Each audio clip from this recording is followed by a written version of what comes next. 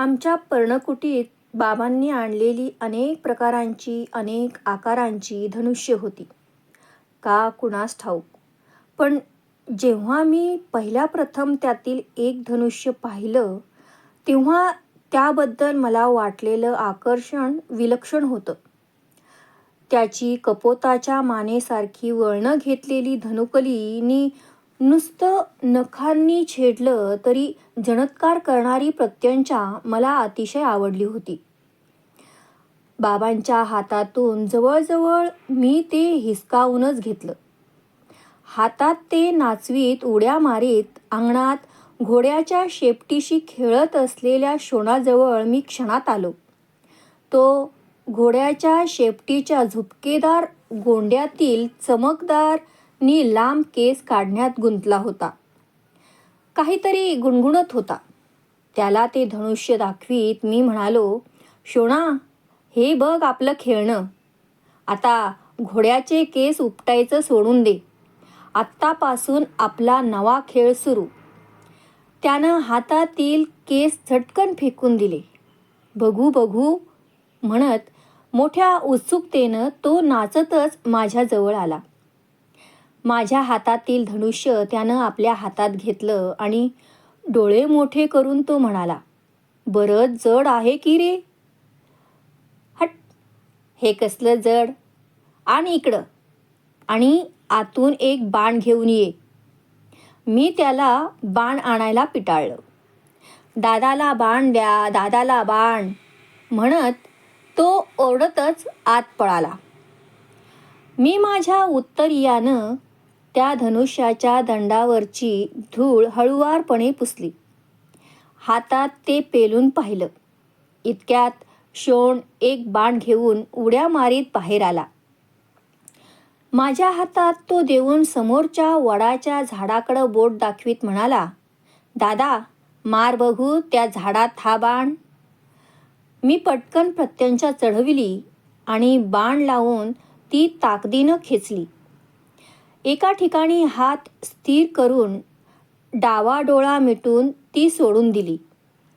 खंड्या पक्ष्याच्या झेपेसारखा तो बाण एका सरळ रेषेत पुढं गेला आणि कचकन पुढच्या वडाच्या झाडात घुसला. क्षणभरातच बाण घुसला होता त्या जागेतून दूधवर्णी रस ठिबकू लागला. शोण टाळ्या पिटून उड्या मारू लागला. माझा वेध त्याला आवडला होता. त्या दिवसापासून माझा आणि शोणाचा तो एक नित्याचा खेळच झाला होता.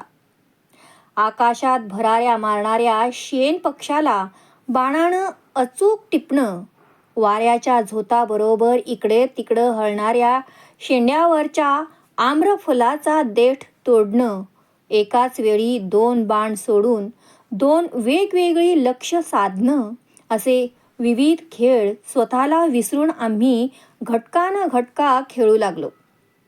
या सगळ्या खेळांचे पंच होते आमचे बाबा. ते सांगतील तेवढ्या गोष्टी आम्ही दोघं नम्रपणं पाळीत होतो. पण माझ्या मनात नेहमी एकच विचार येई, आपणाला हवा तसा आणि हवा त्या ठिकाणी बाण सोडता आला पाहिजे.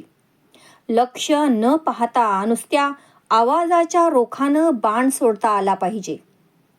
साळींद्रिय प्राणी जसा आपल्या संरक्षणासाठी आपल्या अंगावरील 100-200 नलिका एकाच वेळी सोडू शकतो, तसं आपणालाही असंख्य बाण एकाच वेळी सोडता आले पाहिजेत. स्वप्न म्हणजे काय आहे हे कुणाला तरी व्यवस्थित सांगता येईल काय? मला तरी ते अतृप्त मनाच्या इच्छा पुरविणाऱ्या कल्पवृक्षासारखं वाटतं. कारण त्या दिवशी रात्री माझ्या स्वप्नात अनेक धनुष्य नाचत होती. फुलांनी सजवलेली, वळणदार आकाराची, टणक पण लवचिक धनुकलींची अशी अनेक धनुष्य मी एकामागून एक अशी हाताळीत होतो. दिसेल त्या वस्तूत एकामागोमाग एक असे अचूक बाण सटासट टाकीत होतो. स्वतःच्या लक्षवेधावर स्वतःच खुश होत आनंदानं टाळ्या पेटीतच मी जागा झालो होतो. एके दिवशी सकाळी मी आणि शोण नगराजवळच्या अरण्यात रथासाठी लागणारी किकर वृक्षाची कठीण आणि टिकाऊ अशी लाकडं आणण्यासाठी गेलो होतो. शोण तर त्या दिवशी फारच आनंदात होता. अरण्यात फिरायला मिळणं ही त्याच्या दृष्टीनं फारच भाग्याची गोष्ट. तिथल्या अनेक पक्ष्यांचे निरनिराळे मंजूळ आवाज, झाडांच्या फांद्यांची एकमेकांवर घासून होणारी करकर, झऱ्यांची नाजूक खळखळ, प्रचंड वृक्षांच्या आधारानं वर चढणाऱ्या वेलींची अविरत सळसळ, या सगळ्यांबद्दल त्याला एक वेगळंच आकर्षण होतं. त्याचं वर्णन न थकता तो घटका न घटका करी. मला मात्र अरण्यात जाणं तितकंसं आवडत नसे, कारण तिथं सूर्यदेवाचं ओझरतंही दर्शन होत नसे. मग माझं मन उगाचच अस्वस्थ होई. तिथं उगाचच कोंदटल्यासारखं वाटे.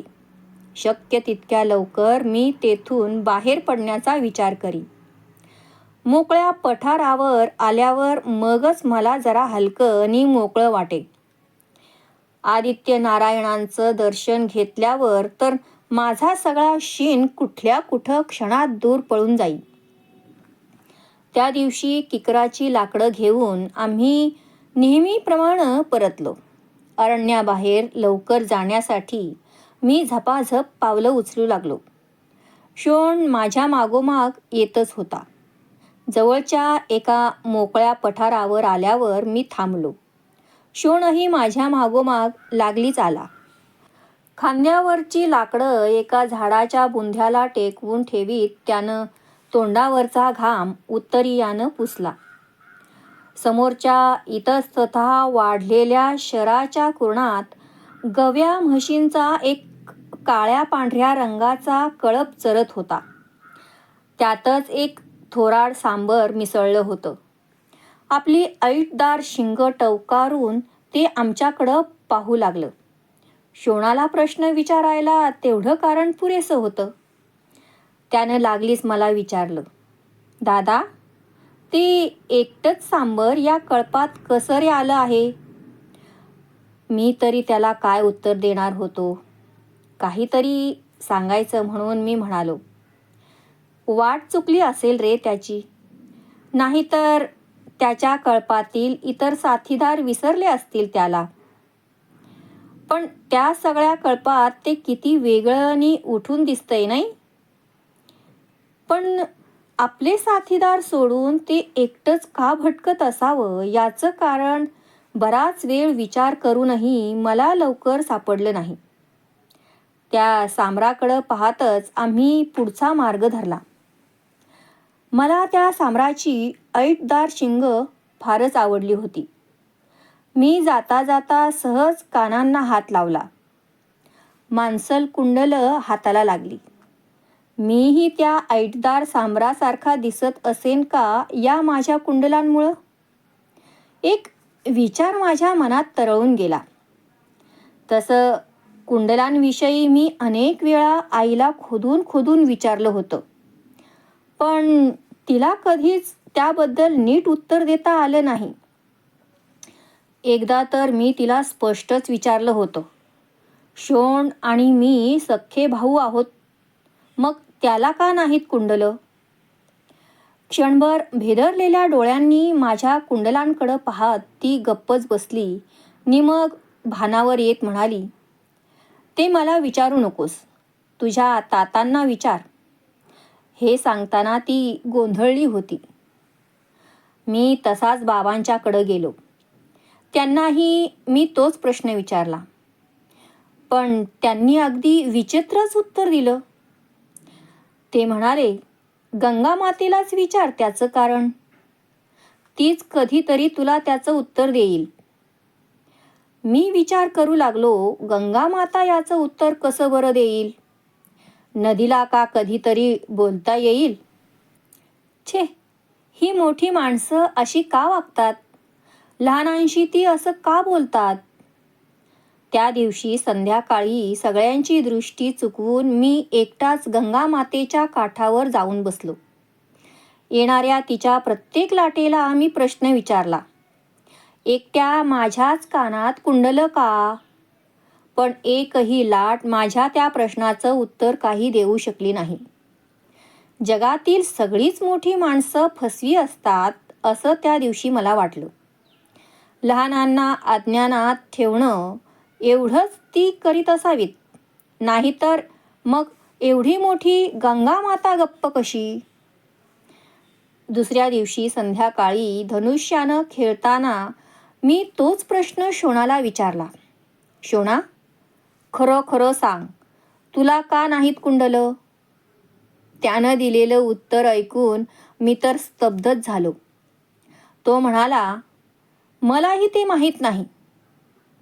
मला तुझी कुंडलं मात्र फार फार आवडतात. रात्री तू झोपलेला असतोस त्यावेळी तर ती मंद मंद झगमगत असतात. त्यांचा निळसर प्रकाश तुझ्या तांबसर गालांवर पडलेला असतो. उगवतीच्या किरणात नुकत्याच उमललेल्या सुवर्ण कमळासारखी दिसते तेव्हा तुझी चर्या. मी अवाक होऊन त्याच्याकडं पाहू लागलो. तो खोटं बोलत नव्हता आणि माझ्या बाबतीत तर ते कधीच शक्य नव्हतं. माझ्या मनात एकदम अनेक प्रश्नांचं काहूर उठलं. इतर कुणालाही नव्हती अशी माझ्या कानात 2 माणसल कुंडलं होती. इतकंच नव्हे तर ती प्रकाशत होती. मलाच ती का मिळाली होती? कोण आहे मी? शोणाचे दोन्ही खांदे गदगदा हलवीत मी त्याला कळवळून विचारलं, शोणा, कोण आहे मी? माझ्या डुलणाऱ्या कुंडलांकडं शांतपणे डोळाभर पाहत तो निरागसपणे म्हणाला, माझा मोठा भाऊ वसुदादा. त्याचे खांदे मी तसेच झटकून दिले. त्याच्या उत्तरानं माझं समाधान झालं नव्हतं. मी समोर पाहिलं. सूर्यनारायण आपल्या असंख्य कुंचल्यांनी आकाशाचं छत नानाविध रंगात रंगवीत अदृश्य होत होते आणि माझ्या मनात कुंडलांचं कुतूहल दाटत होतं.